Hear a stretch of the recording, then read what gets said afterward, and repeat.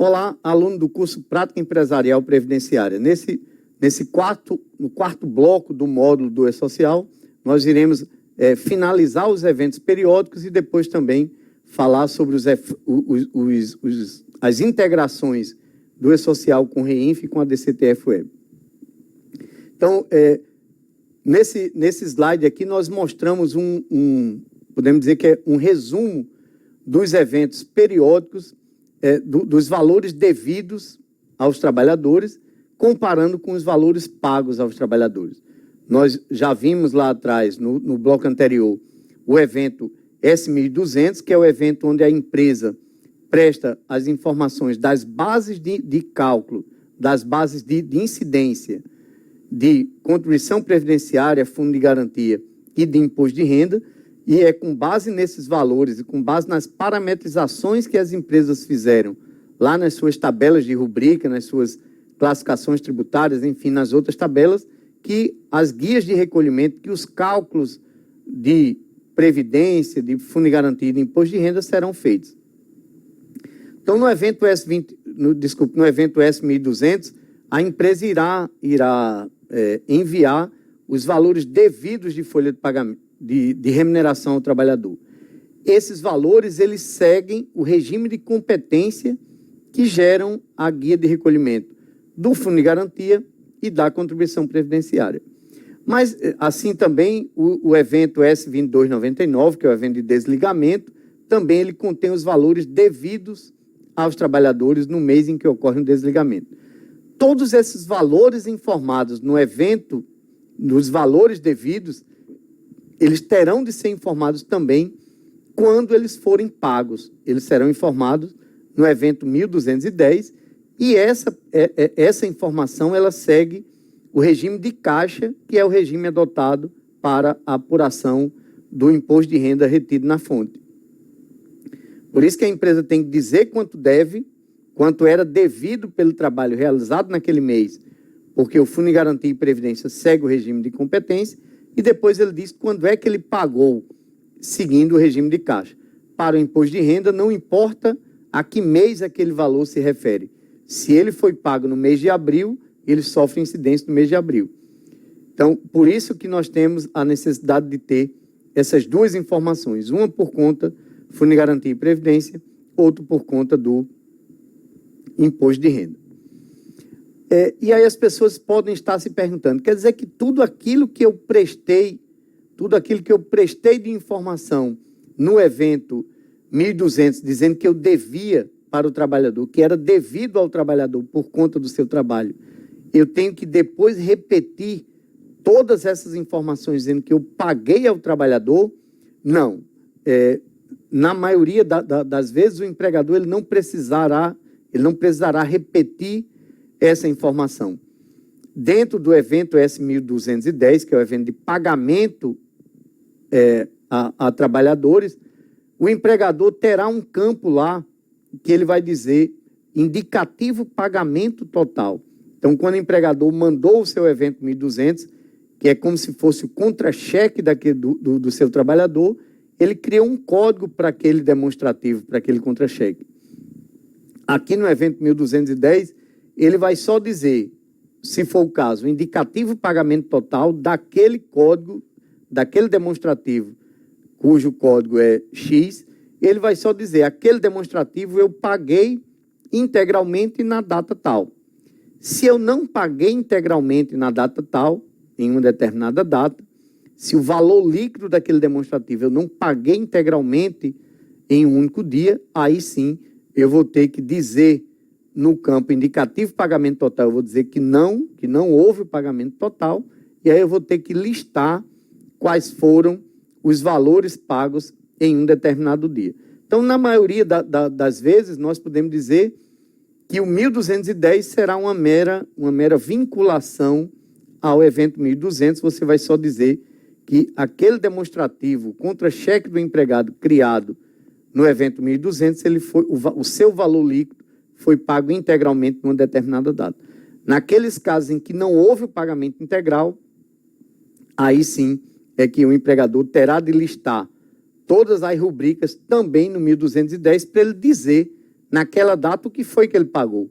Pode ser que naquela data ele tenha pago uma determinada rubrica que sofre imposto de renda ou que não sofre imposto de renda. Por isso, nesses casos, o imposto de renda precisa saber qual foi a parcela, qual foi a rubrica que foi paga naquela data.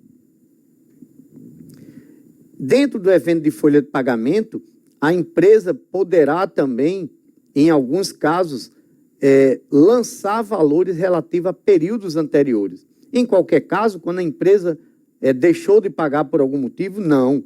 Apenas nos casos permitidos pelo E-Social, que é em caso de serem devidos valores de diferença salarial em decorrência, por exemplo, de uma lei estadual que fixa piso salarial estadual, que é muitas vezes uma lei, em alguns estados, essa lei é publicada no mês de abril, mês de maio, retroativa a janeiro, por exemplo.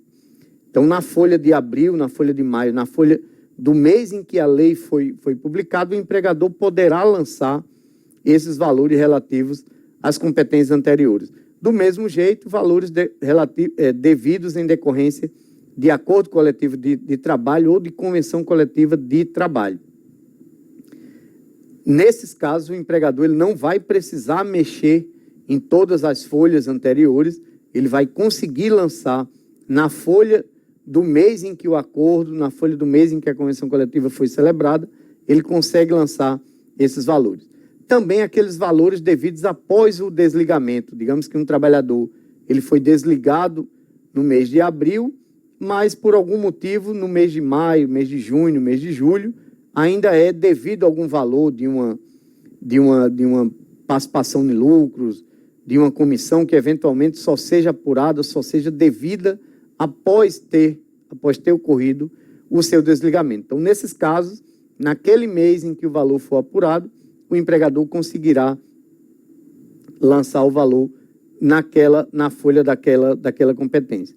Por fim, dentro de pagamentos de períodos anteriores, nós temos também aqueles casos em que a Previdência Social, o INSS, ele converte um auxílio-doença não acidentário em auxílio-doença acidentário.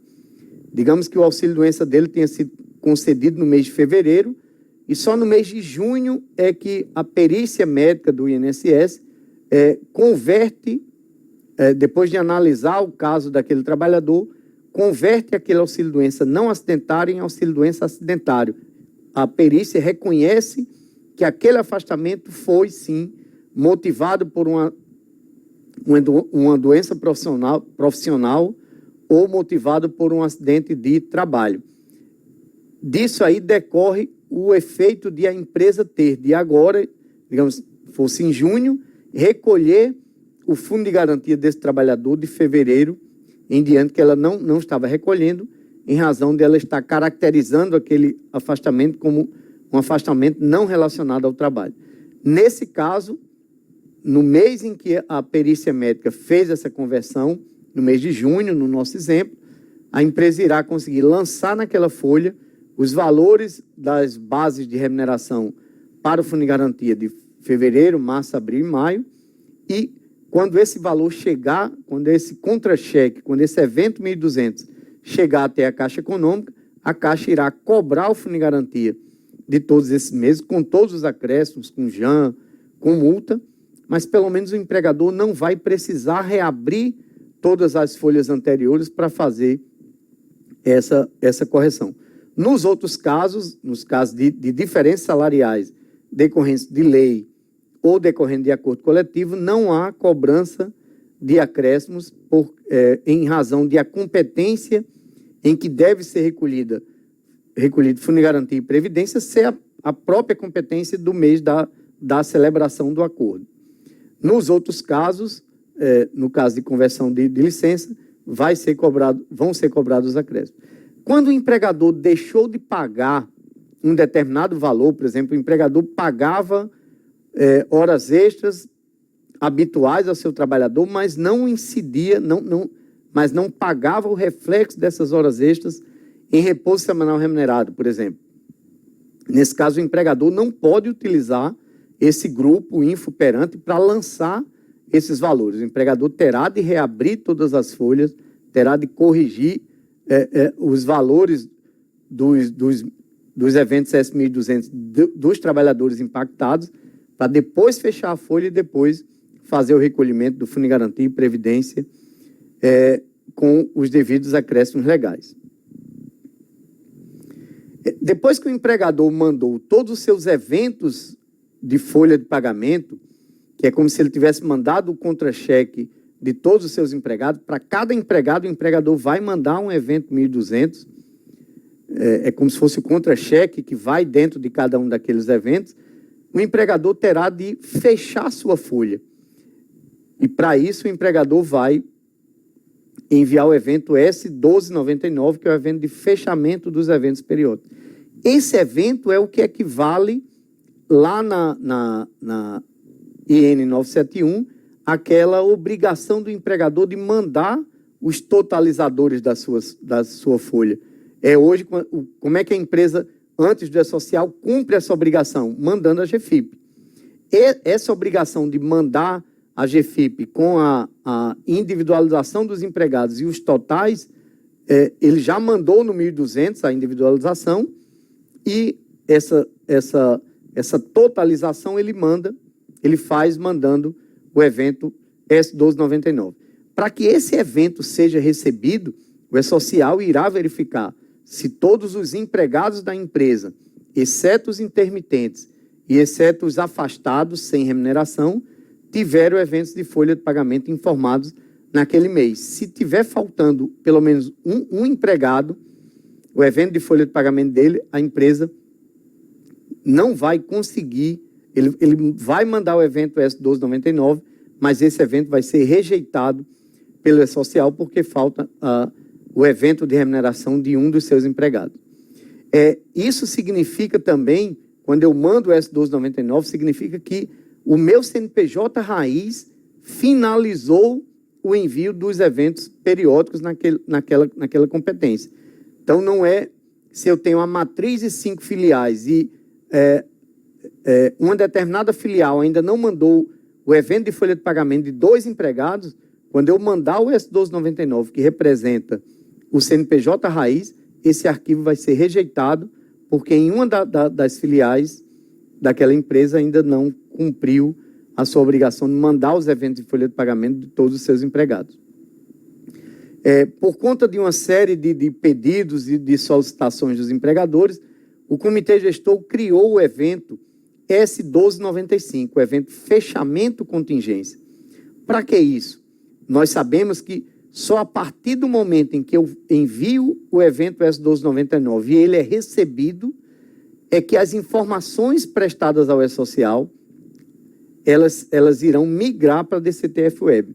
Então, enquanto eu estou encaminhando os meus eventos de folha de pagamento, mas eu não fechei minha folha, se eu entrar lá no ambiente da DCTF Web, nós iremos mostrá-la um pouco mais à frente, naquela competência, as informações, os valores estão zerados. Eles só vão migrar para a DCTF Web depois que eu enviar o evento S1299. Então, os empregadores, sobretudo os empregadores de porte maior, alegaram que, muitas vezes, ele pode ter tido problema na remuneração de um dos seus empregados e, com isso, ele não consegue mandar o S1299 e, com isso, ele não conseguiria recolher a previdência no imposto de renda de nenhum dos seus empregados. Então, foi criado o evento S1295, a empresa manda o evento de fechamento, se ele for rejeitado por qualquer motivo, aí é que a empresa vai conseguir, a empresa pode mandar o evento S1295 e aí o E-Social, os valores que estão até aquele momento, ele vai migrar para a DCTF Web e a empresa vai conseguir recolher a Previdência Social, a contribuição previdenciária, pelo menos daqueles empregados que ele já mandou os eventos de folha. Mas é importante que o empregador tenha consciência que a sua obrigação de fechar a folha não foi cumprida ainda. A empresa está inadimplente perante a Receita Federal por conta de não ter ainda encerrado sua folha. Como o nome diz, é uma contingência para, pelo menos, ela conseguir recolher a contribuição previdenciária daqueles trabalhadores informados até então e não sofrer os acréscimos e as combinações legais em razão do não pagamento no prazo. Depois que a empresa fechou a folha, enviou o evento S1299, se ela verifica que existe necessidade de fazer a correção, fazer o ajuste no evento de folha de pagamento de qualquer um dos seus empregados, o que é que ela vai ter que fazer? Tem que mandar o evento S1298, o evento de reabertura de eventos periódicos. Aí ele reabre aquele evento, manda novamente os eventos de remuneração apenas daqueles empregados que têm algum ajuste a ser feito e depois envia novamente o evento de fechamento dos eventos periódicos. Esse modelo do E-Social ele tem uma vantagem em relação à GFIP, por exemplo, porque aqueles empregados que eu mandei, que os dados estão corretos, eu não preciso mexer. Na GFIP hoje eu precisaria mandar a GFIP com todos os empregados novamente, alguns só confirmando e outros com a indicação de que vai haver recolhimento. No E-Social, não. Se eu tenho 80 empregados, mandei os 80, apenas um está errado, eu esqueci de pagar uma hora extra, esqueci de pagar o reflexo no repouso semanal remunerado, eu vou reabrir minha folha, mandar o evento 1.200 só daquele empregado que estava errado, fecho minha folha novamente e volto a ter a minha folha fechada. Situação sem movimento. Quando a empresa começou a prestar as informações ao E-Social e chegar em um determinado mês em que ele não tenha movimento, e o que é não ter movimento para o E-Social? É a inexistência de fato gerador de contribuição previdenciária, fundo de garantia e de imposto de renda no CNPJ raiz. Então, eu vou mandar o S1299, que é o evento de fechamento, indicando que não tem um movimento, não é quando um determinado estabelecimento não tem empregado. Não. É quando no CNPJ raiz não tem nenhum empregado e nenhum outro trabalhador, nenhum outro fato gerador de fundo de garantia, previdência, nem de imposto de renda incidente sobre trabalho. Então, se a empresa tem a matriz e 5 filiais, apenas na matriz tem contrato um autônomo, nos outros, digamos, não tem empregado, naquela empresa, aquele CNPJ raiz não é sem movimento em nenhum dos estabelecimentos, porque o sem movimento significa a inexistência dos fatos geradores no CNPJ raiz. Se a empresa está nessa situação, eu comecei a enviar os eventos ao E-Social, chegou num determinado mês, e naquele mês eu desligo o meu último empregado, naquele mês eu vou mandar o S1299, o fechamento, com os fatos geradores incidentes sobre a rescisão, no mês seguinte eu tenho que mandar o meu S1299, o fechamento sem movimento. E aí, a cada mês de janeiro, se essa situação persiste, eu tenho de repetir o envio do evento S1299 com a indicação de sem movimento. E durante a implantação do E-Social, muitas pessoas perguntam, eu tenho uma empresa que está inativa há 5 anos, eu tenho de prestar alguma informação ao E-Social? Tem de prestar informação ao E-Social. Ele terá de mandar o evento S1000, que é o evento de identificação do empregador, durante a primeira fase do E-Social, por exemplo, as empresas do grupo 3, até 31 de março, tem de mandar o evento S1000 e mandar o evento S1299, que é o evento de fechamento, sem movimento, na primeira competência que ele tem de mandar os eventos periódicos. Nesse caso, na primeira competência, que é julho, até o dia 7 de agosto, ele tem que mandar o evento S1299 sem movimento. Algumas pessoas dizem, não, além disso, é bom que a empresa mande a sua tabela de cargos, sua tabela de rubricas, sua tabela de estabelecimento. Não precisa. As empresas inativas, basta mandarem o evento S1000 e o evento S1299. E aí, também, a cada mês de janeiro, se essa situação persiste, tem de mandar novamente o evento S1299 sem movimento. O único empregador que é inscrito no CNPJ, que não tem de mandar nada, não tem de prestar, e que não tem empregado, não tem de prestar nenhuma informação ao E-Social, é o MEI, o microempreendedor individual. Esse sim, esse não precisa prestar nenhuma informação ao E-Social. aproveitando aqui as empresas inativas, as pessoas têm muita dúvida. Se eu tenho uma empresa inativa, em qual grupo ela está? Ela está no grupo 1, no grupo 2, no grupo 3? Não dá só para isso para a gente dizer. Nós temos que ver, essa empresa inativa, ela é optando pelo Simples, ela não é optando pelo Simples, então não é pelo fato dela estar inativa que vai identificar em qual dos grupos essa empresa deve se enquadrar. Vamos aqui também, agora, dar uma rápida passada aqui nos eventos de saúde e segurança, para que nós compreendamos quais são as informações de saúde e segurança que compõem o E-Social. Nós temos o primeiro evento de saúde e segurança, aqui no nosso slide, é o evento da CAT, Comunicação de Acidente de Trabalho, que nada mais é do que a substituição do atual sistema CAT Web, que hoje os empregadores utilizam para informar quando ocorre um acidente de trabalho. As mesmas informações da CAT estão do CAT Web, estão no evento CAT. Temos também o evento Exames Toxicológicos, que é aqueles exames que têm que ser feitos para os motoristas profissionais de transporte de passageiro e transporte de cargas. Esses exames hoje eles são informados no CAGED, e como o CAGED está sendo substituído pelo E-Social, eles também, por isso que foi criado esse evento dentro do E-Social. Com base no PPRA e no LTCAT, que é o Programa de Prevenção de Riscos Ambientais, e o laudo técnico de condições ambientais de trabalho, o empregador ou um profissional por ela contratado vai mapear todos os ambientes que existem na sua empresa. E vai, com isso, mandar o evento S1060, que é o evento Tabela de Ambientes.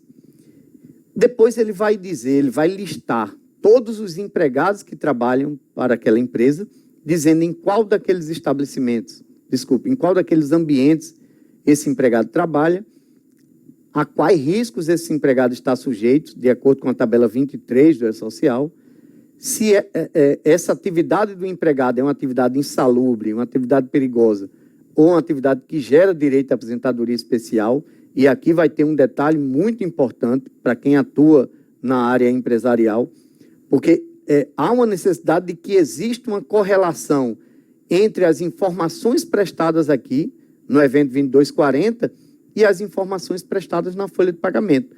Se você diz aqui, o profissional que elabora esse evento diz que o empregado trabalha em condição que gera direito à aposentadoria especial, mas se quem faz a folha ele não reflete essa informação, lá no campo agente nocivo ele diz que o empregado não está sujeito, aquela empresa não vai recolher o adicional do financiamento da aposentadoria especial. Nesse caso, a Receita, quem compete essa fiscalização, tem uma declaração da empresa que o empregado trabalha em condição que gera direito à aposentadoria especial e na folha de pagamento esse valor, o valor da remuneração do empregado não foi oferecido à tributação do correspondente adicional. Então, veja quanto necessária é que haja essa inter-relação entre todas as informações que um bom sistema de uma empresa deve mapear todas essas eventuais inconsistências que o empregador estará prestando. Ainda, em relação à saúde e segurança, o empregador irá informar todos os treinamentos e capacitações previstos nas NRs, que são as normas regulamentadoras, toda vez que os seus trabalhadores sejam submetidos a esses treinamentos previstos nas NRs, essa informação tem que ser prestada ao E-Social por meio do envio do evento S2245. E com base no PCMSO, que é o Programa de Controle Médico e Saúde Ocupacional, a empresa irá informar ao E-Social toda vez que os seus empregados foram submetidos aos exames previstos na NR7, exame admissional, demissional, periódico, mudança de função e retorno ao trabalho. Então, toda vez que o empregado for submetido a esse exame, ele tem de ser prestada a correspondente informação. Esse é um campo que preocupa muitas empresas, poucas empresas têm hoje esse setor de saúde e segurança devidamente estruturado e as empresas precisam correr para se adequar, para conseguir a prestar as informações ao E-Social a partir do próximo ano, a partir de 2020, irão prestar todas essas informações relativas à saúde e segurança. Nós temos, vamos dar uma rápida passada para que vocês entendam os impactos do E-Social, a relação do E-Social com o REINF e a DCTF-Web. Vamos mostrar aqui na tela esse quadrinho que mostra todas as informações que hoje estão na GFIP, que dizem respeito a trabalho, elas vieram para o E-Social, e as informações que hoje estão na GFIP, que não dizem respeito ao trabalho, vieram para o REINF. Por exemplo, as informações correspondentes às retenções previdenciárias, aquela de 11% sobre a nota fiscal, em caso de prestação de serviço, estão no REINF. As informações de empregado, de autônomo, estão no E-Social. As informações da DIF, parte vieram para o E-Social, quando dizem respeito a trabalho, parte vieram para o REINF. As informações do E-Social, então, eles migram para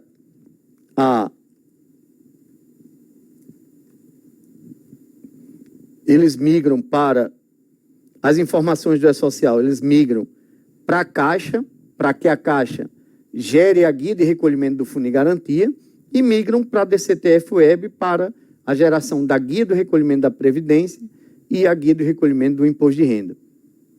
As informações do REINF, que são as retenções, contribuição previdenciária sobre a receita bruta e todas as outras, os pagamentos diversos, eles alimentam o ambiente nacional do REINF, e do REINF migram para a DCTF-Web, que vai gerar também a guia de recolhimento da Previdência, juntando com as informações do E-Social e a guia de recolhimento do Imposto de Renda retido na fonte.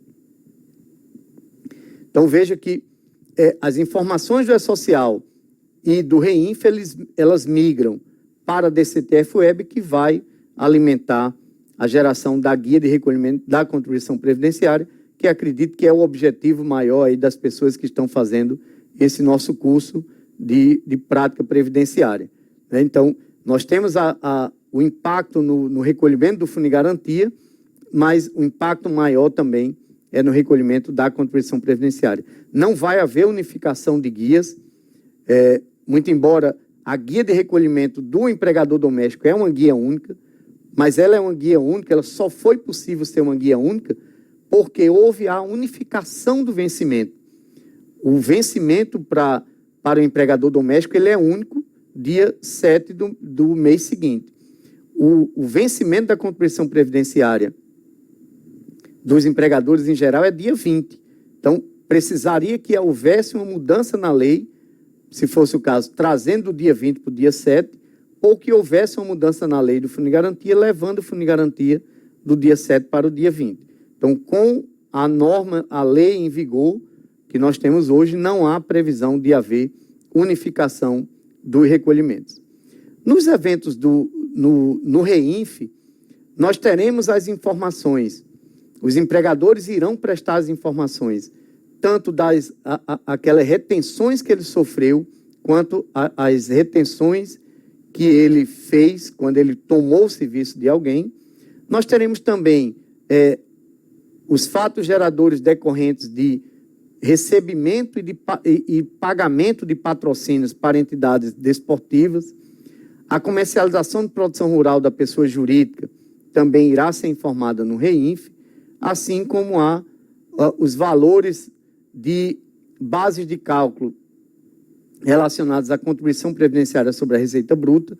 Todas essas informações serão prestadas no REINF, assim como também a receita de espetáculo desportivo serão informadas no evento R3010 e, por fim, as outras retenções de imposto de renda que estavam no evento R2070, e agora nós já tivemos aí a publicação do novo layout do REINF, e vamos ter aí o evento 4010, que é retenção na fonte de pessoa física, 4020, retenção na fonte de pessoa jurídica, e 4030, pagamentos a beneficiários não identificados. nós ainda não tivemos a publicação do manual relacionado a esses eventos, então não dá ainda para nós termos uma ideia de como será o funcionamento desses eventos. O prazo de envio do REINF, qual é o prazo que as empresas terão para prestar todas essas informações desses fatos geradores que serão informados no REINF?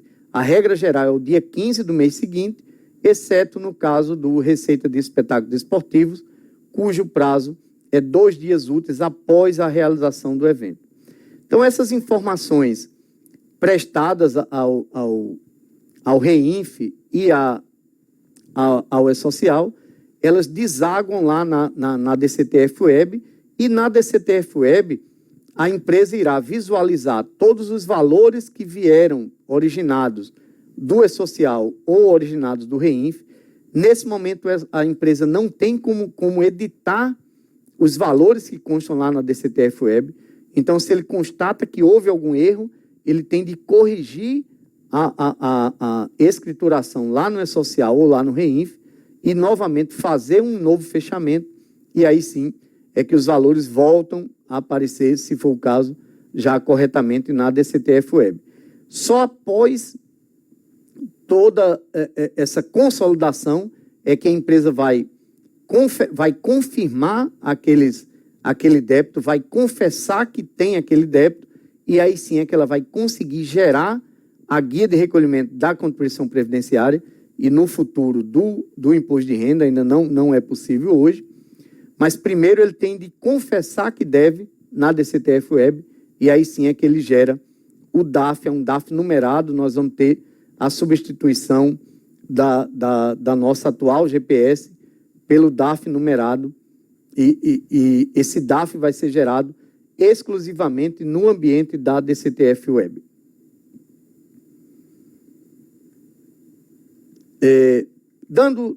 Já finalizando aqui o nosso módulo e o nosso bloco do módulo do E-Social, nós temos algumas obrigações que estão previstas de serem substituídas pelo E-Social.